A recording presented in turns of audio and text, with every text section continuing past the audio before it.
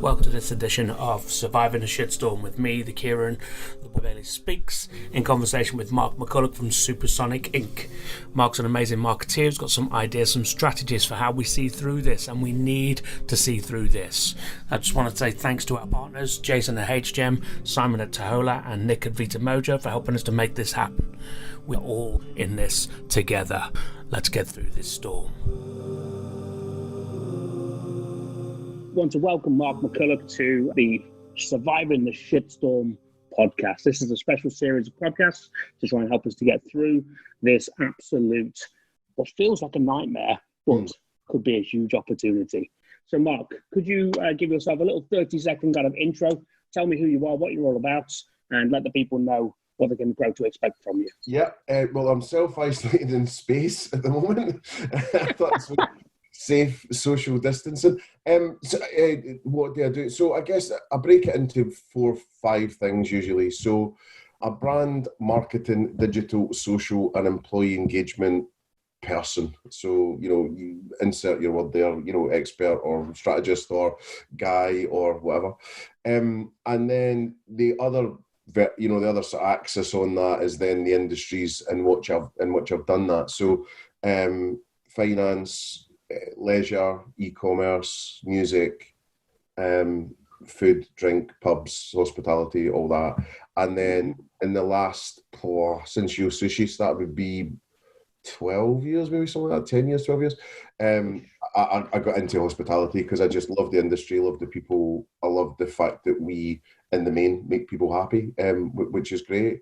So, and then just some companies I work with across the way where the music magazines, So Loaded and NME and all that. Then worked with lastminute.com, the sort of leisure site, I suppose you'd want to call it, rather than a travel agent. And then Barclaycard for my sins, and then Yo Sushi, and then Pret, a few other jobs in between. And I started an agency 7 years ago called We Are Spectacular with 2 friends. And then I just was feeling like I was running a business rather than doing the work. So the analogy would be if I had a restaurant, I could probably have 2 maximum, and I'd need to be in the kitchen rather than having a global, bunch of restaurants that I was just a name for. Like, it wouldn't really interest me. So that's that really. And then I started a consultancy called Supersonic last January. So it was just to try and help people rocket boost their brands, basically. Just try and help out. So yeah, there we go. And it's going pretty beautifully from what I can see from looking, keeping an eye on. It was going great. Yeah, I mean, thankfully, it's going good. Got a nice bunch of regular clients, so people like Arc Inspirations up in Leeds. Got Pizza Punks. Been sort of doing a little bit of work on Red Bull. Right and Bell, which is one of the Mbiba brands, brands. Riddle & Fins in Brighton, and so there's been a nice steady amount of regular, and then on top of that, then there's been some nice kind of projects. And one of the things I've found is a bit of a niche, and hopefully that continues, was B2B brands who are trying to get into the hospitality sector. Yep. Big tech brands as well. So I'm trying to help advise them on how to use B2C thinking in a B2B world, because I think everyone feels like B2B has to be boring and you have to just sponsor a show or all these things, and you can, but the important thing is you need to activate that sponsorship, so it's just trying to help clean up some of the activity that they're doing, and just finding new and surprising intelligent ways to get to people. It's a really interesting kind of focus point, that kind of working with those tech brands. I mean, obviously, as you mentioned, Experience 101, we've spoken to a lot. We have a lot kind of coming through the events. We have a lot approaching us around kind of partnerships and stuff. Yeah. And there's a lot who just have the wrong idea about what it's actually going to take. They think they're just going to turn up and do the hard sell rather than actually kind of engage with the hospitality, engage with the community, and actually start to really build some relationships. Yeah. I would imagine that having you there to try and potentially help guide them along the right track could make the world a difference. Yeah, well, so I spent Christmas creating something called a B2B Playbook, and that's me using, I did a mini MBA at the end of last year in marketing with Marketing Week in Mark Ritson, and I took predominantly the learnings from that, and it's about 11-ish steps of just things to consider and some theory around that, which is, real classic marketing, which is kind of interesting that I'm sort of really polishing that skill now, because I think going back, I did my degree, but I think it was from not a classic university. It was quite modern in its thinking. So it's quite good to have that to round you off. And I think there's just some basic things where they don't consider things like brand. Are we even a brand? They don't think about tone of voice. They don't think about colorways. They don't think about positioning. They're not. I mean, I'm even getting questions like, "Do you think we should be on LinkedIn?" And that's where I'm exposing my skull by knocking my head off a nearest brick wall. It's just a bit. It's not their fault because they don't know what they don't know, and they just feel like, for example, the number one thing you get, and I kind of get into trouble for doing this, is people saying, "I shouldn't be on Facebook." What? That's B2C, isn't it? And you're like, no, And I felt dead bad actually. I was quite sharp with someone the other day who was asking about it, and I was just like, you're wrong. I think I was just fed up. I was just like, you're wrong. Like, you're so wrong. But I was trying to say it in a kind way. But it's just like, open your mind. So it's kind of like there's a bottle of medicine there to make them better, but very few of them will take the medicine. It's like it's such a weird thing, but it's like that in marketing in general. You could lay out the entire playbook of how to win the Champions League, and they'd get bored after page 3. So that's it. If you can't put that blueprint onto a one-page document, then you're going to lose them and lose that attention. Yeah, and that's why when you see brands doing great things, it's because they've read the whole playbook and they've followed through in every way. And it isn't a quick fix. There's no silver bullet. It doesn't cost 50 quid. And it's all these things that you get, and what you get a lot is, I'm special. Oh, but it's me. I know Coca-Cola advertising this way and they're really successful, but it's me. And surely there's a scratch it card somewhere where I'll win the marketing lottery and everyone will know about me. And it's like, no. I mean, how many win the lottery?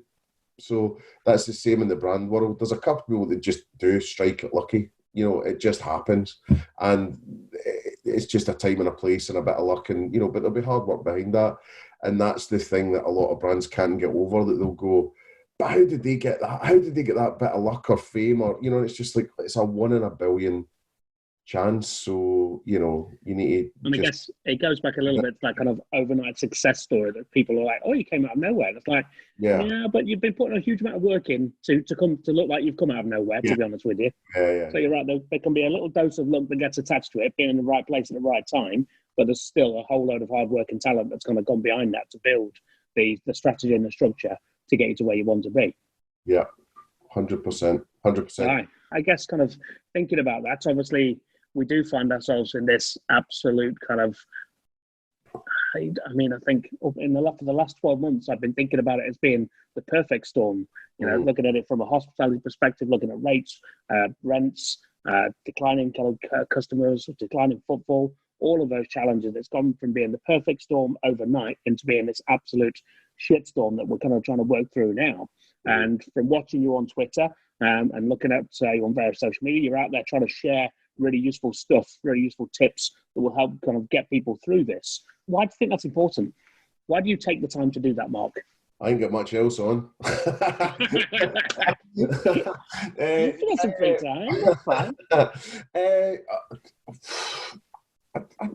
I think it's just the time to be kind, and if I help one person, then great. And what it did for me, I've not done a lot of video content, to be honest, either. So I think it just took all this kind of nervousness. It was like, I've got to do something. I mean, I'm not saying it was a huge thing, but it's been shared pretty well, and a lot of people seem to be chatting about it, and I'm getting calls off the back of it and this and that.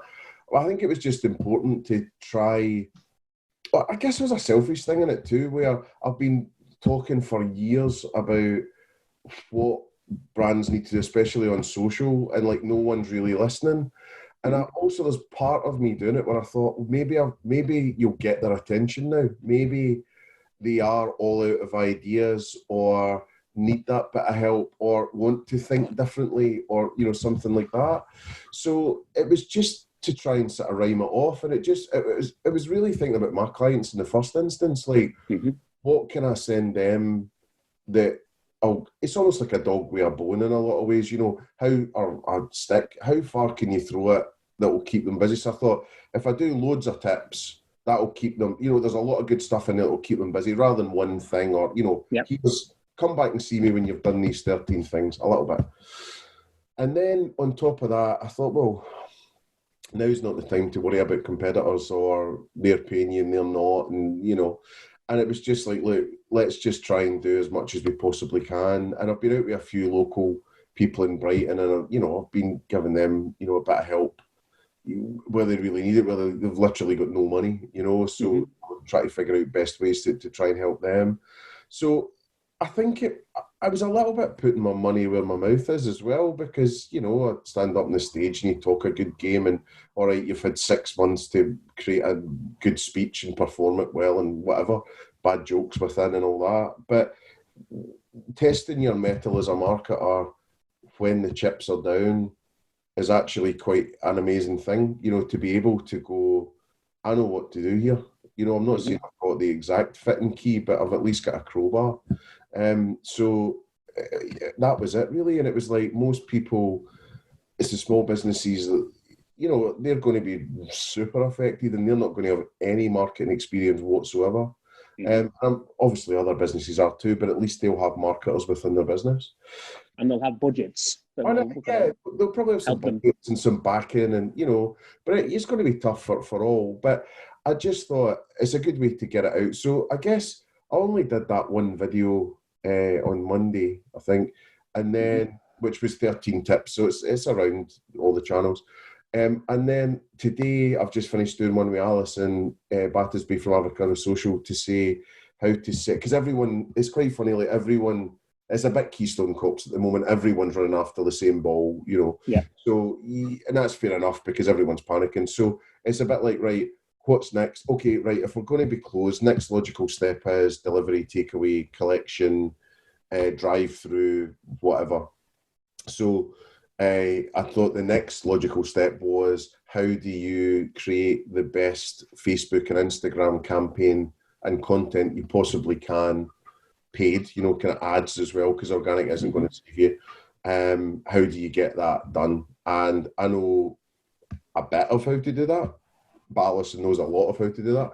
So I thought it was a good idea to just get together and do that. And it's hard though, because you've got to watch, because, in the same way that you're thinking about future business as well. So if Alison's business, for example, is online courses. So if she gives away all her content for free, gives everything now, then I don't think it would work like that. But you've got to. So, but we thought we'll zero in on one area, and that seems to be the area that everyone's talking about. The downside is, it ain't going to save your business. It's not going to bridge the gap of eating, but if it just covers some bills, saves one job for another week, gets you some sales, helps you service your local community, then again, that's worth it. So she's just stitching the video together now.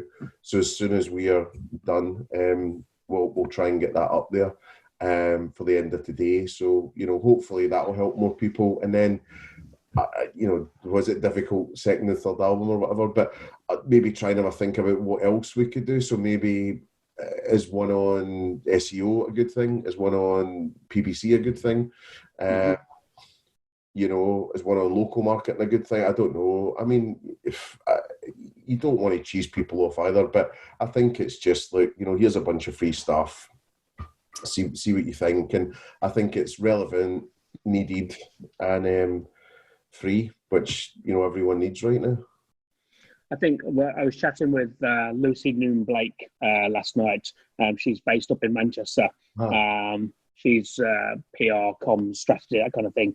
And she was talking about the idea that there is no one answer. There is no kind of look at what they're doing and say that's what I'm going to copy that and replicate it, because it might not necessarily work for you. So the idea of kind of laying out different strategies and saying, look, go over all of these and cherry pick what's going to work for your business, because you're right, delivery is not going to be the thing that's going to save you, but it might be the thing that stops you from not being able to pay your team this week. It might be the thing that keeps the doors open and the gas flowing to keep you doing your thing.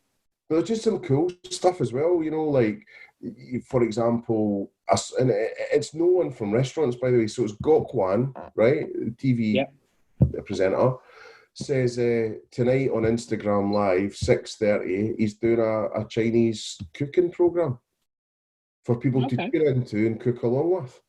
Now, where's that? Where's the thinking like that? And I know it's hard and everyone's licking their wounds a bit and worried, and but if your job is marketing or brand or social, you've got to be thinking that way. How can I keep up the conversation?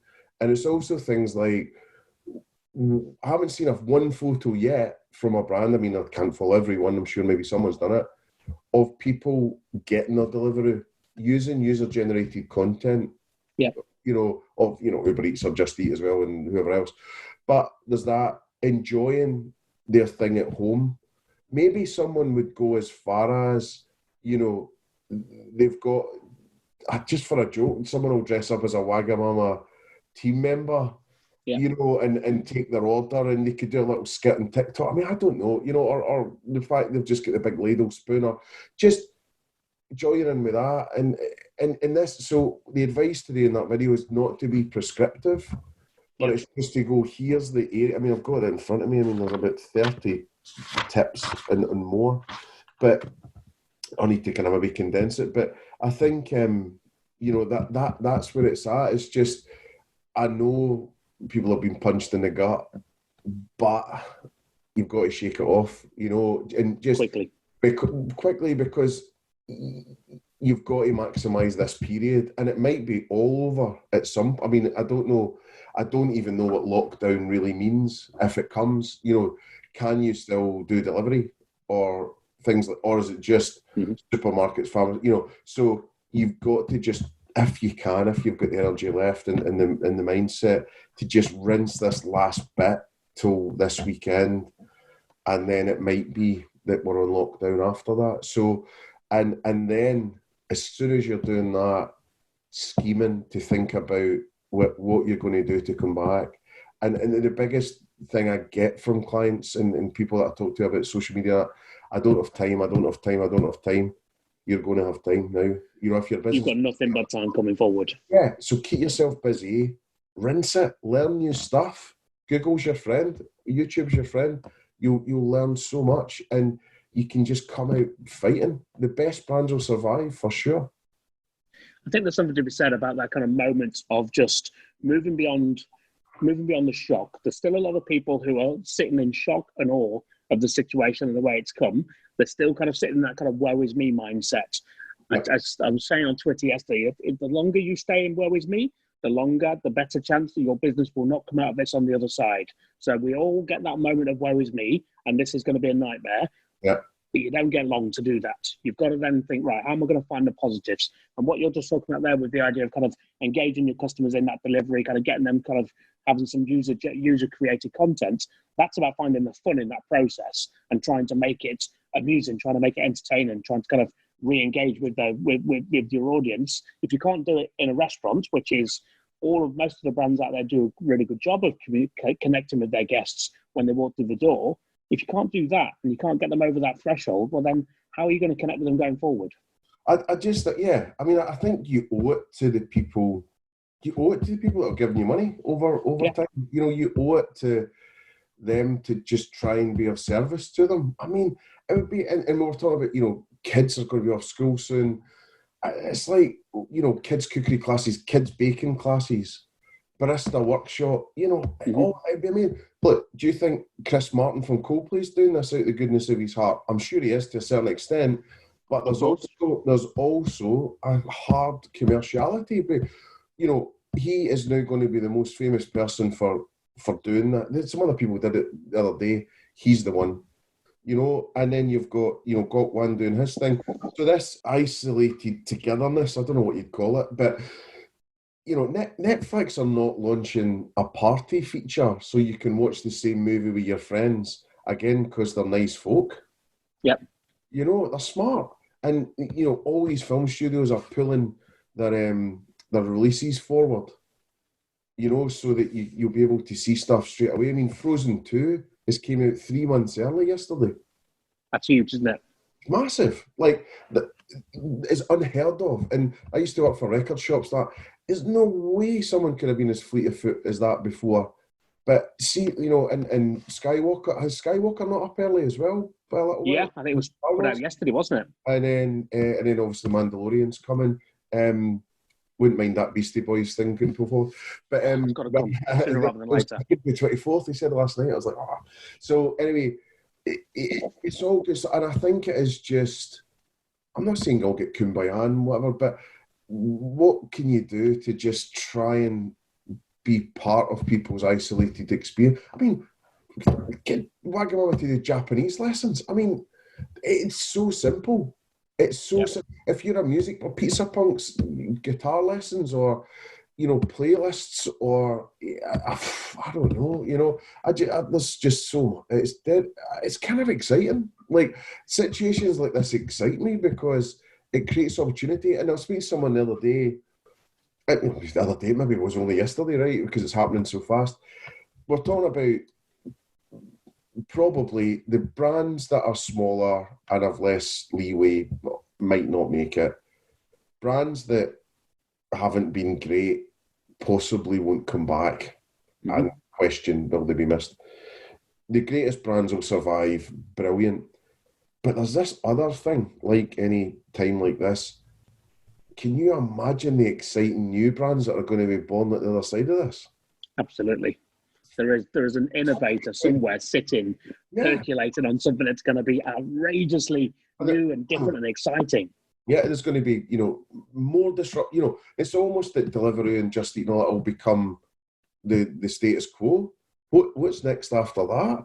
So and all the other brands. Maybe it's a new food type or a new way of doing things, or maybe it's just a chance for this whole snake to shed its skin and breathe, or maybe a caterpillar butterfly would be a better analogy. But I don't know. It's quite exciting. I'm kind of rolling with the punches, and I've seen a lot of people get negative about it. I've seen a lot of people slagging off customers, in terms of how can they stay in, and it's like you've got, this is lesson number one when you're doing marketing, is that you need to be market oriented, right? So you need to be customer first. You know nothing. The customer knows everything. Absolutely. In most cases. So there's that. And then, but you need to flick round that telescope and look at it from their end. And this is what people aren't doing. You're going, it's only a cold, innit? And it's like, yeah, it's not really. Not for a lot of people. So I think it's quite and also we've now got 4 generations at play that are so different, and they're viewing this also. I think millennials are pretty much doing what they're told. We are, as Gen Xers, are now sort of this elder statesmen in a lot of ways, statespeople. Indeed. You've got the older folk, obviously, and then you've got centennials who are actually much more like us in Gen X than they are millennials. So it's a bit of a weird old melting pot, So anyway, but I think there's business things that you can do. And that's not my game. Like I was getting told off by somebody going, "Oh, you could be on the news and you could be talking about business." I was like, "That's not my. I don't know about rates and rents and things, and who knows? I'm sure other people do. I don't. So it's just like, look, that's somebody else's job. For me, all you can do in marketing is be proactive. It's not the time for defense. It's the time for pure offense. Do as much as you can for free with the time that you have and the tools that you've got at your disposal. And if you do have a wee bit of budget, try and put it behind just pushing out, squeezing any possible sale in that you can get. So that's what I would do. Who do you think at the moment? Who is there? Anybody who's kind of you're looking at and thinking they're doing that? They've made you smile and think, actually, that's pretty damn fucking clever. Actually, there are. I mean, we're fun enough. We're going through this morning, so. I think there's a lot of good statements went out, messages of, you know, with a heavy heart, we're closing this and that. Mm-hmm. I think there's some great reputable ones that are now getting ready for when they reopen already. I think Hotspur played a blinder with their message. Superb. Leon, I think, were a wee bit slow to get it on Instagram so you could read it. But John Vincent's message there has been wonderful. And it's all about, tell us if we can do anything different. We need an idea, you know. So I was like, hats off to him, amazing. I'm trying to think. So that was the kind of safety. Oh yeah, I tell you who did a really cool safety one was Bow Bun, you know, Bow, and they did one that was like an 8-bit thing in your computer, and it's like the little man or little person, sorry, whatever it is, eating the bun, and it said rice error, something like this, right? Yeah. And that's what they've called their delivery brand. So it's just something, it was almost like going to a 404 page, you know, error thing. And it was like, it's brilliant. So there's a kind of a bunch of stuff over there. I think Pret did a good job with how they closed it down. McDonald's did a good job on how they closed it down. So that was Pret really have done a great job today with the NHS workers, haven't they? They've just put out there that all drinks for free for NHS workers, 50% discount on food. I mean, again, it's not everybody can afford to do that, obviously. No. You know, and it's about doing what's right for you in your business. But to be able to do that and make that offer at a time when they are absolutely, the NHS is under siege, and it's only going to get tougher for them, incredible, absolutely incredible. So I'm busking here because my iPad's just died, and I had a list of things to say. So I've got so while that's booting up, so at the other end of the spectrum, so there's defense stuff, and then there's kind of innovative stuff. Chipotle, certainly in America, are doing Google Hangouts for their brand fans to all get together and have a chat and this and that. You can only do that when you've really got a cult brand, I think, and there ain't many. So, but anyway, that was a good one. Brewdog have smashed it. Drive-through. So I wrote to James. I was like, I love the drive brew idea. You know, we James Brown, and he goes, we should ask you about the name. But I think drive-through. They're going to own drive-through, and it's a better name going classic because they can own that category. So smart, like just so good. And they're doing the hand sanitizer. Like Louis Vuitton is in France. So seen a tiny bit of negative feedback on it, and it's like, get a grip. You know, there's people talking about, well, why is it branded and what's this, and it's like, come on, like they're doing a great thing, and it's free, and it's just say thank you. Just don't say anything. So there was that. It's a very small move. There was a brewery in Portland, I think, who. They looked at that, and they looked at trying to sell it actually, but they were told over in the US, and they were told by their local state governor that they were not able to sell it. So we're like, well, okay, we'll just give it away then. We've got it. It's waste anyway, so let's just create it and share it out there. Yeah, I think you're right about Brewdog. James obviously is doing some good work there. Even when you think about, you go to James's other kind of beautiful little baby of Tip Jar. I saw today that they have set up with Hospitality Action, where you can go and you can tip and make a donation to hospitality workers who are in strife, basically, which is, again, that's operations and tech aligning beautifully to create an opportunity for somebody else beyond that and try and help folks. It's amazing. And also you can do it like down to your local area. So I do a few more posts on that because I said I'd try and help them out. And then what else was there? Yeah, just like local pubs offering takeaways, like we'll come to you, and they don't usually do takeaways. I mean, there's people at the moment that I'm not saying wouldn't be seen dead on an aggregator, but very unlikely to be on an aggregator. So you've got Dishoom, I've went on to do Deliveroo, I think. You've got quite a few ones down here, some Italian and pasta people down here that are looking to go on like ASAP. And like if I talked to them in January about going on to an aggregator, like they would have either punched me or, you know, sort of walked out. So it's quite interesting how people are doing it. But again, delivery probably won't do it for you. But I'd just start throwing as much as you can at this, just to see what happens. Obviously, there's the Got One cooking thing. I think it's brilliant. I'm just trying to think of, I mean, there is things about like Mother's Day roasts and things like that. But I mean, there might be ways, if this goes on for a long time, is there something you could do to send out the raw ingredients to people? Yep. You know, and they can put it together. You know, I noticed last night, for example, I was trying to get out a hole for Mother's Day, which I'm in at the moment, and it was Hello Fresh were very good, and I've joined up with them. Gusto boxes are taking no more customers. Uh-huh. And there was one other, Mindful Chef, I think, is accepting new people. So again, I think this is proof that in terms of your business strategy, if you have diversification within your brand, so look at Brewdog, sure, the pubs might be closed, but they're going to be doing just fine, I would have thought, you know, through the beer itself.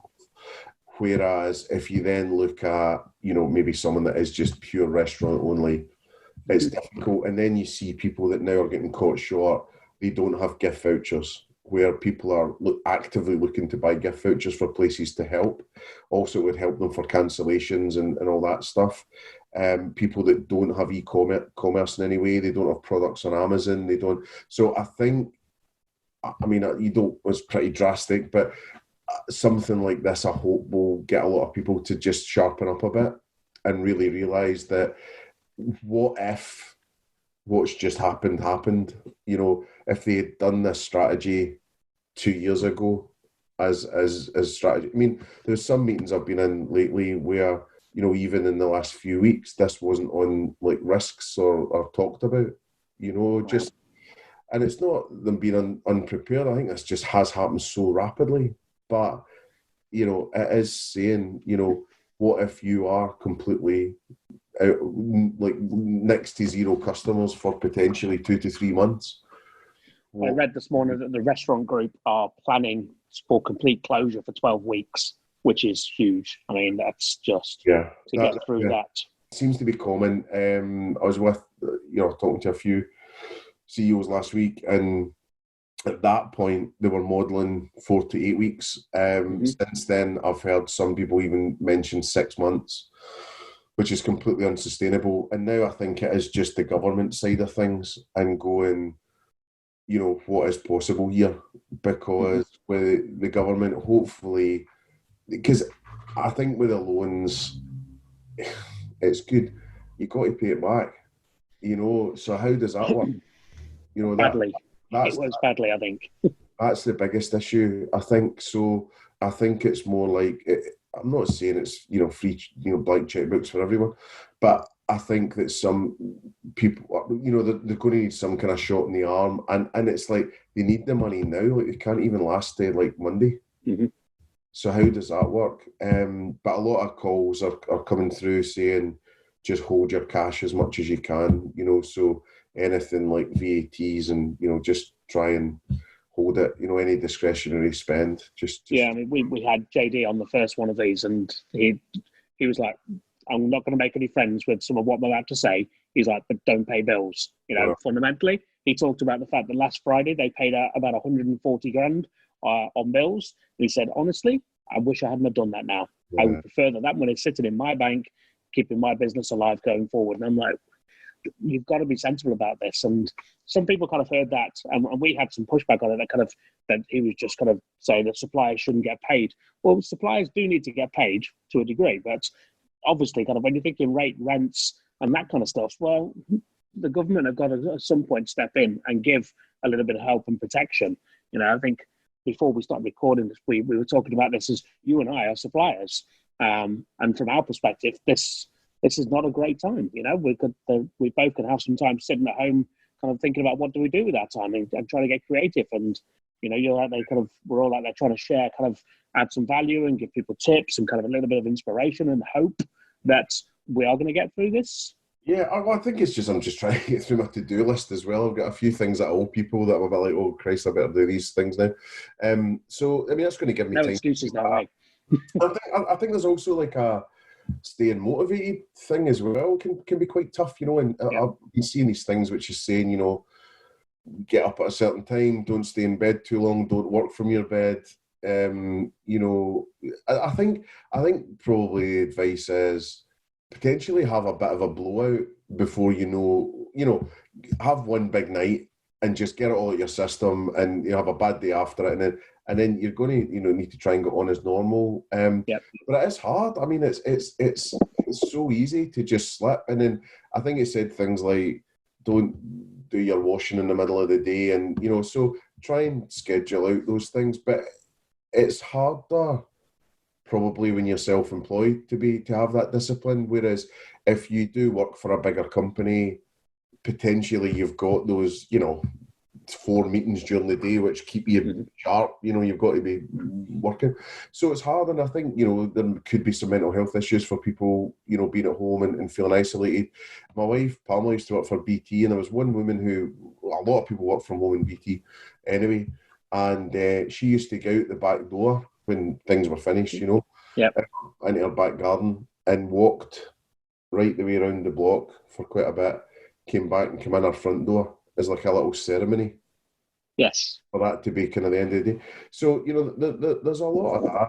But I think I feel obliged to share the load a bit, you know, like, sure, I have been writing to my clients saying, look, it'd be really nice if you could maybe pay me for that thing that's been outstanding. But I think you've got to fully, like, we are all in this together. And, you know, I think you've got to watch how you play it, because if you get too insistent on, you know, getting paid, I just don't know if it will do. I mean, I'll fess up, you know, I sent a couple of emails last night to say to people, look, bad timing, I know, but I'd love it if you could let me know, even, you know, could we just talk about this? Yeah, let's have a conversation. But it's highly insensitive as well, you know, when people are losing their jobs. So I think it's just, if you have the mentality that you're part of it, and I don't think people will not pay you from a morality point of view. I think it just depends the brands that you're working with, if they will survive. And then there's other things that go into that. But then being self-employed, that's a watch out for you, and something for you to consider for the future is go and work with winners. You know, go and work with brands that are stable, or, you know, do your due diligence. What? It's not a bad question to ask. You know, how liquid are they? Where are they getting their money from? You know, all these kind of things. So I'm not saying I've ever really done that, but it will certainly make me think twice before I start working with someone again, maybe, from that point of view, because, you know, you've got to make sure that they're going to be there when you need as well. But I think we're lucky, maybe, in terms of me and you, that we don't sell tomatoes. Yes. Right? It's only our time. And I don't mean to devalue our time, but apart from hotels, a pair of trainers and a train ticket, I don't really have loads of cost. You know what I mean? It's not like I've got 30 staff, and, you know, so I'm feeling for these people more. And if I was back at the agency, I'd be very worried right now when you've actually got a bunch of staff. That's the key, isn't it? Because I think having that feeling of accountability and that kind of sense that their mortgages, their rents, their children eating, that's on your shoulders. That's a heavy weight. I mean, I spoke to three people yesterday who were getting ready to lay people off in some fairly big numbers, and that's a horrible conversation to have. And it's tough for the people actually getting laid off, but can't take away the mental health impact on the people who are actually having to say to them, I'm sorry, but there is no work for you. I'm sorry, but you're going to have to go away and come back, hopefully, when things get leveled back off. That's really, really tough, to be fair. And I think the conversations I had with those people yesterday was very much around, look, you need to keep in your head that you're making decisions today to try and ensure there is a tomorrow. That's it. You've got to get your head into that mindset. And whilst it won't make you feel any better about laying people off work, it will hopefully kind of keep you focused on the bigger goal. Yeah. And I think also we are seeing this from our bubble, I suppose. And it's good, though, that we are top of mind in all this, and you know, our industry is, that we're all really happy to be part of and proud of. But you think about anything, who's really and truly going to be doing well out of this? You know, people working, so banking sector struggling, mobile phones, taxis, you know, gas central heating, decorators, plumbers, you know, you look at everywhere, football, you know, people that sell hot dogs at football stadiums, you know, people that cut grass at football stadiums. You know, this is touching everyone. And I know, obviously, we're a very, very large chunk of that issue. But, you know, we're not alone by any stretch. I mean, that's pretty much everyone I can think of is affected by it work-wise. So yeah, I don't think I know anybody who's not worried about this in some way, shape, or form from a work perspective. Yeah, and I think the nice thing, as we talked about before, working for yourself, I think gives you a certain level of agility, hopefully, that, you know, you can go and, Gary Veeism, but go and hustle and go and try and apply your trade somewhere. But if you were in that middle management tier of a bank and you just are waiting on the letter coming, you know, you're not very in control. So, yeah, it's not easy for anyone, but it's good news that they seem to be focused on us in a lot of ways, the government. And now it was a good start, you know, yesterday with the announcements of loans and grants and whatever. But now I think it's like that's 20 or 30% of the way there.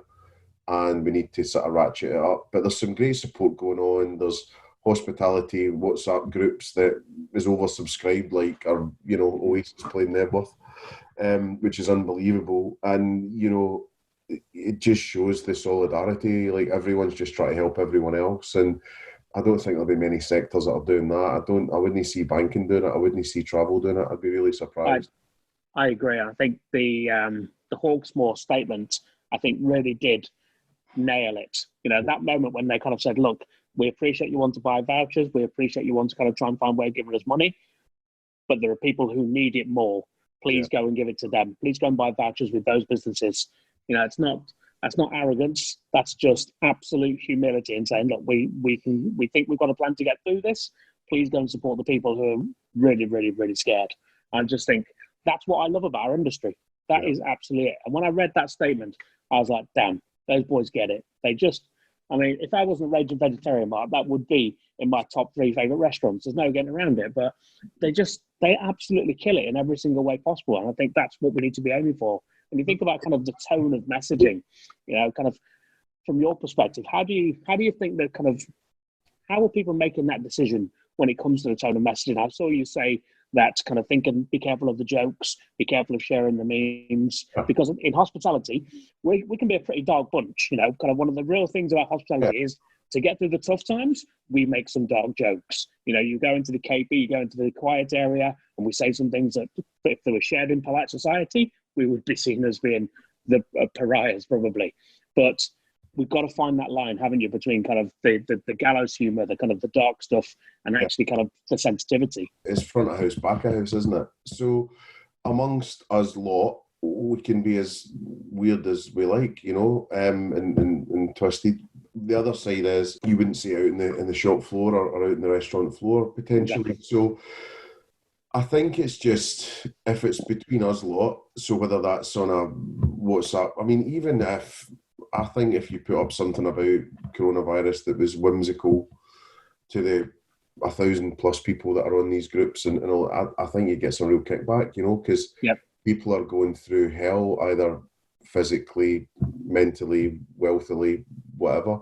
So, I think it's just know your audience a bit, you know, so you might have a lads or a women's WhatsApp group, and there's certain things that you would send around each other as gags, but absolutely, would you show your mum, you know? So I think there's that. So I think it's just about being professional, being human, totally, being you, like a Gary Usher or whoever, for sure. But as long as it doesn't seem at odds with who you are, you know, if Pret, you know, did one of their beautiful veg images in the shape of a mask, or apple with viral things coming out of it, mushrooms. It'd be weird, right? That's not so. You've just, as long as you know yourself and you know your brand and you know what you're all about, then easy street, no problem. And Hugh and everyone, they did a charming note, just full of what it is like to be them. So yeah, I think it's that. I think it's just just know your audience, know yourself, and don't step out of line with that, because you just regret it. I mean, it's things like I've made a isolation playlist on Spotify, right? Mm-hmm.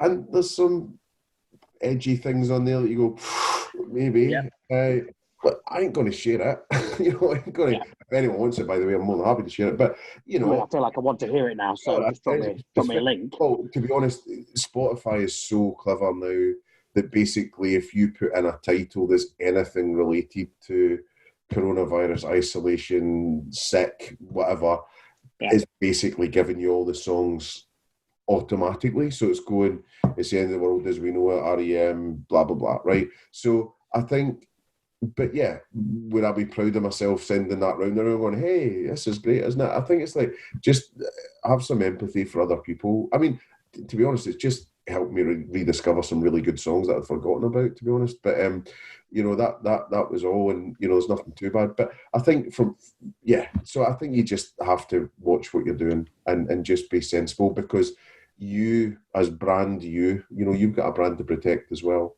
Absolutely. Do I think it'd be a good idea? I'm sort of looking at doing some free marketing calls for people, if they want to phone me up and do a little clinic and all that. But it'd be a good idea for me to put a face mask on and write free marketing clinic on it, put it in LinkedIn. No, probably not. Has it crossed my mind? Yeah.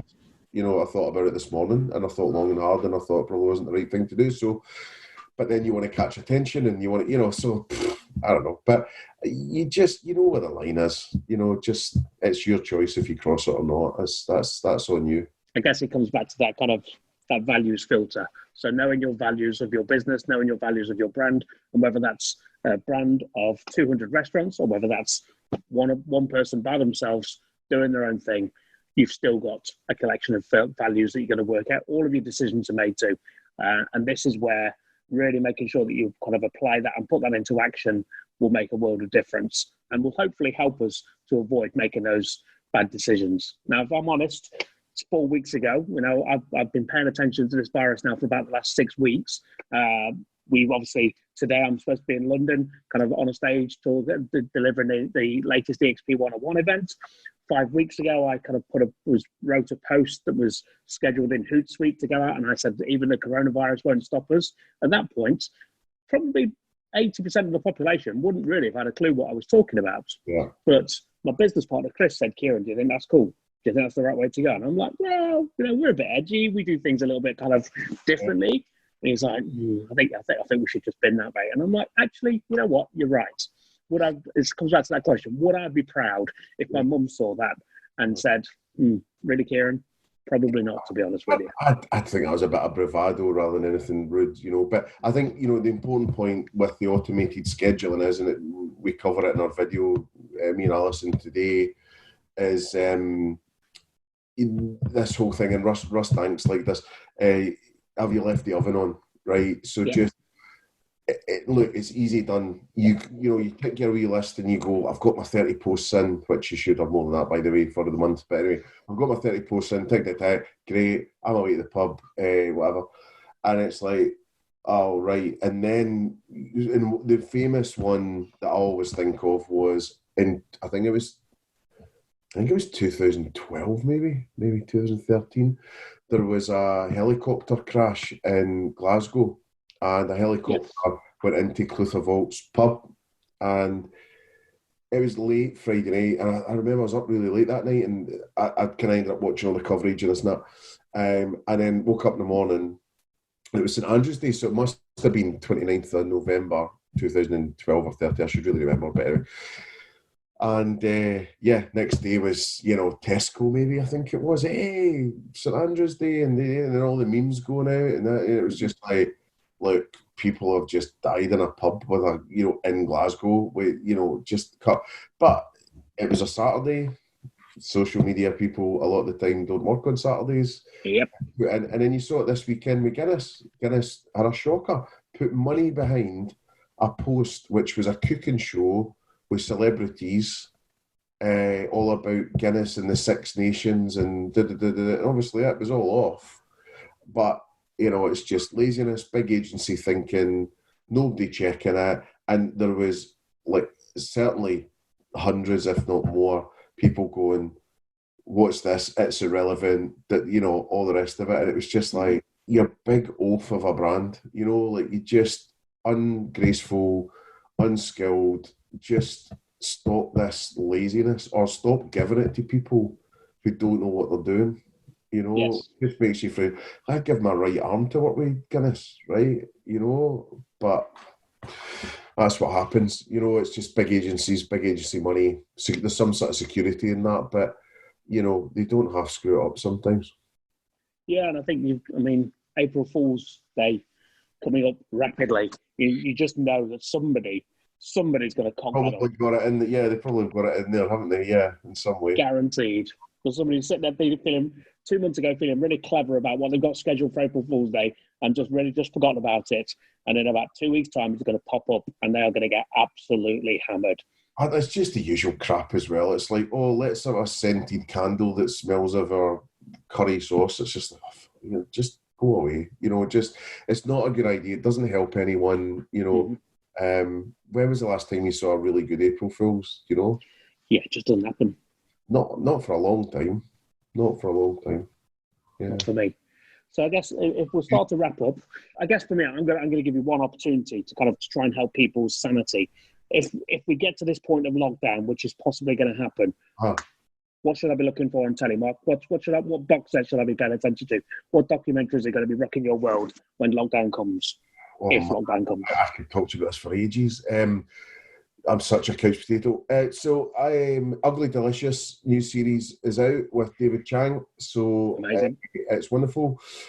Formula One, Drive to Survive, was unexpectedly great. I'm not even a big F1 fan, but it was all behind the scenes of F1. It was wonderful. Somebody Feed Phil, which is the guy who's the producer of, and the creator maybe of Everybody Loves Raymond, and he goes through the world. He's slightly annoying, but it's brilliant program. Lisbon is one of the best ones. Better Call Saul, I would be all over. The pre-Breaking Bad. There's one that just came up last night, which I'm going to check out tonight, which is called Restaurants on the Edge. Very quickly. And what it apparently is a play on the name, which is dual fold, twofold kind of thing, where it's restaurants that are literally on the edge of cliffs and whatever. Chef, you have to get on it as well, which is Jon Favreau and Roy Choi, which I enjoy saying. So they're the guys that did the Chef movie, but they've also now got a show called Chef. So they go around and they cook with celebrities. They sometimes just go... It seems like the latest series, they're like going deep in a certain type of food and not just kind of cooking with Gwyneth Paltrow. They're kind of really going deep on that. Oh man, just so much. Disney Plus starts next week, which I'm really excited about, because Mandalorian's going to be on it, and Baby Yoda and all that stuff. There's a lot of stuff coming through there. Curb Your Enthusiasm never gets old. So the new episodes of that are out at the moment, and it's sit behind your couch and cower, like how awfully sort of embarrassing and cringeworthy the whole thing is. Yeah, so much, so many. Lots of quality stuff. Loads of quality food stuff. Chef, Ugly Delicious is amazing. I mean, some of the stuff that he kind of finds across there is amazing. The Chef, I mean, the soundtrack to that film really just brings joy to my heart. It's just, I thought the film was okay, but the soundtrack just blew me away. Still sits in my Spotify playlist, to be fair, because every now and again when I just feel like I just need a little bit of something, that's the thing that's going to make me bring a little bit of joy and a bit of a smile to my face, which is never a bad thing, to be fair. Never a bad thing. Very good. And finally, where will these people who are listening, where are they going to find you, Mark? What's the easiest place to go and see what you're all about? Oh, yeah. So LinkedIn is just Mark McCulloch, so MCCULLOCH. So they are supersonic.marketing is my website. And then if you type in Supersonic Inc, INC, to most social channels, you'll find me there too. And at the moment, my focus on content is just sharing stuff that might inspire, educate, help people, maybe rather than, where I'm out and about and all the rest of it. And yeah, just sort of getting away from that embarrassment factor of doing videos, that I don't do as much as I should, because it really doesn't matter about production, how well shaved I am, any of these things. It's like, I just need to get that message out there. And if it helps 1, 2, 3 people, then my job's done. And time well spent. Yeah, I think it's just use my time to help others, and yeah, just the best I can. So yeah, it's going to be tough for everyone, but we're a really, really resilient, friendly bunch, and we'll get through it together. And the people that have done the hard work, most of them is going to survive and come back bigger and stronger, and super excited to see what a lot of people do next. I think it might even be quite liberating for a lot of people, and give them a kick up the bum to go and do what they really wanted to do. So that'll be really exciting. This is a big old reset button, and I think there's a lot of people who are going to do some very, very exciting things. And I think we said just before we started, out of that woe is me and into that, damn, what can I do next? How do I get better? How do I come out of this fighting and swinging? And I think there will be some amazing people that do that, and hopefully all of us can kind of help them to give that little bit of hope and motivation to kind of keep getting through that. And we just got to keep doing more of this. As for not putting yourself on video, stop being silly. This is possibly the best famous tribute act out there. Let's be clear. You know what I mean? Do you know what? It's actually just time. Just audio is so much easier. So it's just being lazy. So yeah, I don't have any excuses, because I don't mind talking to a camera. It's fine. But yeah. There's always somebody out there. You know what I mean? There's always somebody like a big lad with a beard. We're quite a niche crowd. Yeah. People will buy into that. They will buy into it. Amazing. So thank you very much, Mark. Really appreciate it. It's been a really good chat. And you know what? I've actually I feel good now. I feel a bit better than before I started this conversation. And that is absolutely the hope of what we're trying to achieve with this. So thank you for coming and sparing your time. Very much appreciated. Well, that was a really interesting chat with Mark McCulloch from Supersonic Inc. Hopefully you found some really useful stuff in there. Once again, thanks very much to our partners, guys at Tahola, HGEM and Vita Mojo, all helping us to get these things out there. If you have guests that you think you would love to hear from, just drop us a message, drop us a line on our Twitter account, and we will endeavour to get them on board. We need more help, call the whole town. Now let's try and get this thing off the ground. All in together, let's gather round.